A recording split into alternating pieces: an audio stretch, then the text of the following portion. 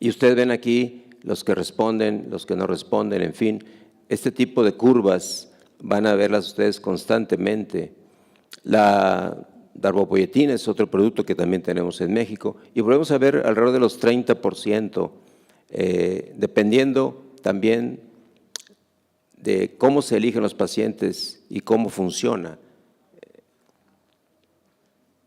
El danazol, aunque no es muy popular en nuestras manos y en muchos de nosotros ha funcionado. De hecho, al final de la charla les voy a platicar dos esquemas. Uno del MD Anderson que no dicen para nada, no hablan para nada de los andrógenos, y otro de la Clínica Mayo que sí los mencionan. Entonces hay opciones diferentes en diferentes lugares. Este es un estudio de nuestro grupo en el que demostramos que el danazol, igual 40 y tantos % de pacientes van a mejorar cuando son de riesgo bajo. Si lo combinas con eritropoyetina es mejor. La lenalidomida sabemos que funciona en forma selectiva, especialmente cuando hay alteraciones del cromosoma 5q, es un inmunomodulador y puede funcionar en algunos casos que no tienen el 5q. Desafortunadamente es un producto que tiene su toxicidad, es un producto caro y no está fácil de conseguir en eso. Las dosis, en este caso, recordarles, tienen que ser bajas. Cuando hacemos a dosis más altas es peor. Entonces, 10 miligramos, 5 a 10 miligramos parece ser ideal y si ustedes se fijan, 26% de los pacientes respondieron en este estudio. Volvemos a la misma cifra de alrededor del trombo. Hay otros productos, el Trombopag y estos que ven aquí nuevos, que no me voy a entretener demasiado en ellos, no los voy a torturar, pero el Trombopag es nuevo y funciona aparentemente bien, especialmente cuando las platelets están bajas. Es interesante insistir que es importante definir que el Trombopag es útil en pacientes con síndrome mielodisplásico de riesgo bajo. No se debe de usar aparentemente en riesgo alto, porque igual que el Romiplastin, pueden aumentar el riesgo de leucemia. Entonces es importante que no se use en forma indiscriminada y que su respuesta es relativamente modesta, pero importante en riesgo bajo, especialmente cuando hay plaquetas bajas. Existen otros productos que aumentan la producción endógena de eritropoyetina y otros que aumentan la producción de eritropoiesis como estos, que están todavía en estudio y todavía no hay una definición o que si vayan a salir o no a trabajar.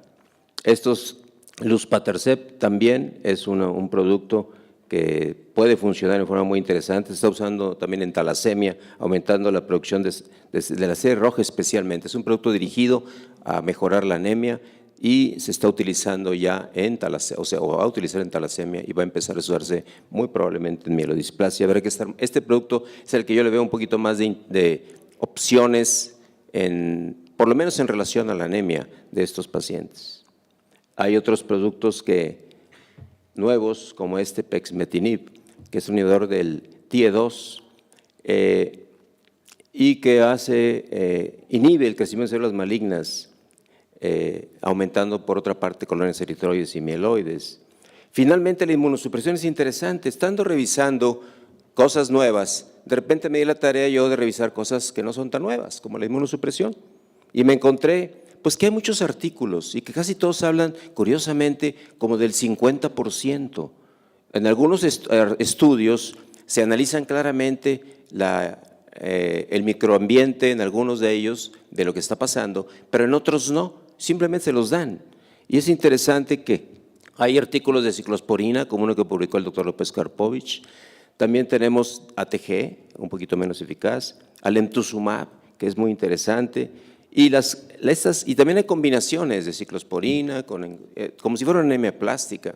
Se ha descrito que es mejor o parecer mejor, aunque no hay una seguridad del todo, en pacientes jóvenes, de bajo riesgo, con menos transfusiones, usarlo rápidamente, idealmente que tengan hipocelularidad y si puede estudiar el HLA-DR15, que si sale positivo, más posiblemente. Hay quien ha señalado que tener una clona P de HPN es mejor para usar inmunosupresión. Eso no parece ser tan cierto, aunque también sabemos que las HPN, si no tienes dinero para los tratamientos modernos, responden muy bonito al danazol y a dosis bajas de esteroides, por lo menos en ciertos grupos. Por lo tanto, es posible que también en estos casos pudiera ser interesante.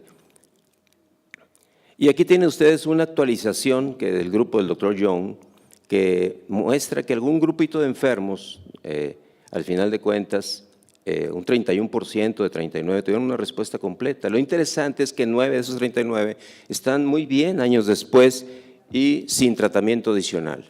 Es decir, no parece haber muchas dudas que la inmunosupresión tiene un lugar en algún grupo selecto de pacientes, más aquellos que se parecen a la anemia plástica, por decirlo de una manera simple, que los que son displasias complejas.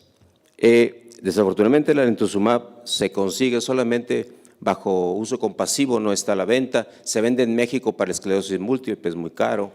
Y nosotros lo hemos conseguido en Monterrey, lo tenemos para injerto contra huésped, pero no es fácil conseguirlo ahorita libremente. Ahora, si vamos al tratamiento de riesgo alto, pues vamos a ver cómo realmente los pacientes idealmente, si están en condiciones, deben de trasplantarse.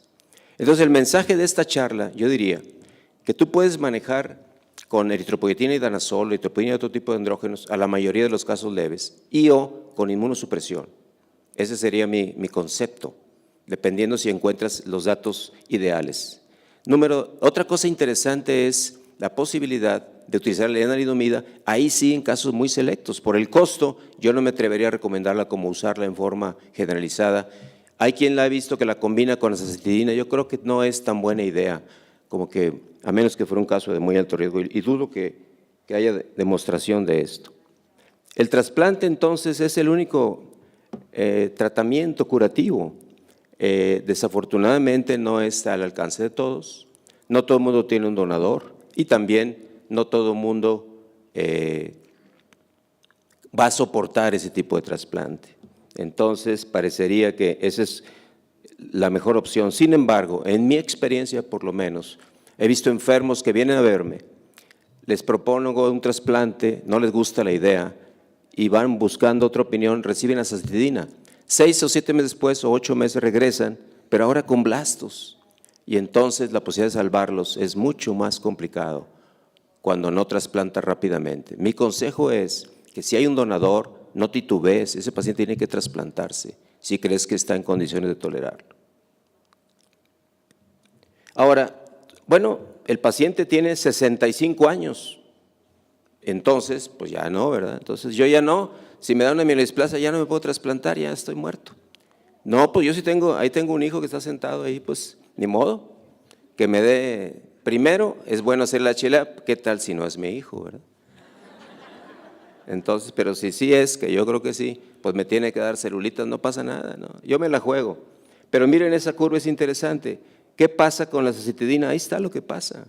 No nos hagamos patos, muy poquitos responden.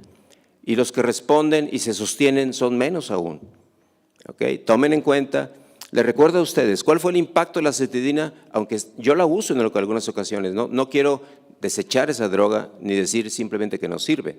Lo que sí digo es, ¿cuál es el impacto de diferencia global en los estudios importantes de azacitidina? 7, 8 meses, esa es la diferencia que te están dando. Entonces, ahí ven ustedes lo interesante, en un grupo de enfermos de edad avanzada, ¿qué pasa si lo trasplantas y qué pasa si usas azacitidina? Desafortunadamente, no tenemos muchos estudios prospectivos al respecto, ni creo que los vaya a haber, y que sean equiparables y que sean aleatorizados como para poder contestar esa pregunta. Ahora, ven ustedes esta recomendación del MD Anderson y van a ver ustedes que en alto riesgo ponen el trasplante y si todo falla, vuelven a poner el trasplante o clinical trials. Y obviamente ponen ahí los hipometilantes. Pero fíjense cómo ellos también incluyen ahí el trasplante, aunque también depende. Yo siempre he visto lo siguiente, el enfermo ya con un médico no hace trasplantes, va a salir con inyecciones de azacitidina. El enfermo ya con médico de trasplantes pudiera ser que sea trasplantado. Entonces, por eso la gente que se trasplanta realmente es poca. Ahora que hay trasplantes epidémicos, eso está aumentando. Pero lo que quiero que vean de esta diapositiva es que no hablan para nada, por ejemplo, de andrógenos en bajo riesgo. Pero si ustedes ven esta otra, que es de la Clínica Mayo, ven cómo los andrógenos, aunque de aquí alcanzo, están mencionados ahí. Y también están mencionados más adelante. Entonces, es decir, no todo el mundo piensa que los andrógenos no sirven, está claro. Es interesante porque si tú oyes una conferencia de Houston, probablemente ellos digan, no van a hablar de andrógenos prácticamente.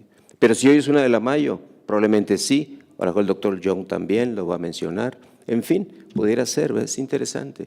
Entonces, por eso también no hay que casarse ni con una institución ni con una sola idea, ¿ok? Y no hay que despreciar la experiencia que todos tenemos utilizando andrógenos en nuestro medio.